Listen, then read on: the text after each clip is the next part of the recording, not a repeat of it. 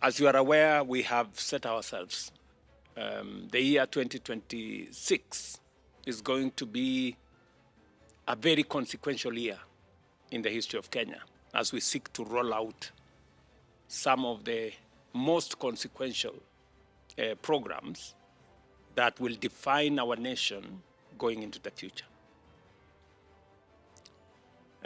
You are aware there is already a national discourse on where we want Kenya to be, because we believe there is greater potential for our country in many respects, that Kenya should not be in the place where we are. We deserve a better place. We belong to a better place. And we will be working collectively, those of us serving within the Republic and those of us serving outside Kenya, towards a common goal of elevating the status of our country to a first world country. I believe, and I am convicted, that it is a possibility that is achievable. We have just rolled out infrastructure, policy infrastructure that is going to support our quest to move Kenya to the next level.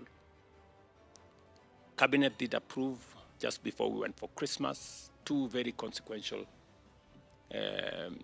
policy instruments to set up the National Infrastructure Fund and to set up the Sovereign Wealth Fund. I am very convinced that we have the requisite resources with the correct, innovative application of those resources. We can leverage what we have today in terms of the taxes we collect, the assets that we have,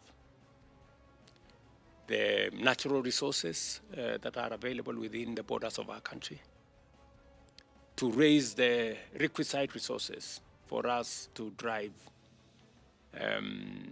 our development in a very consequential manner. Yesterday, we began the first step when we went to the capital markets to raise almost 120 billion Kenya shillings using the Kenya Pipeline IPO.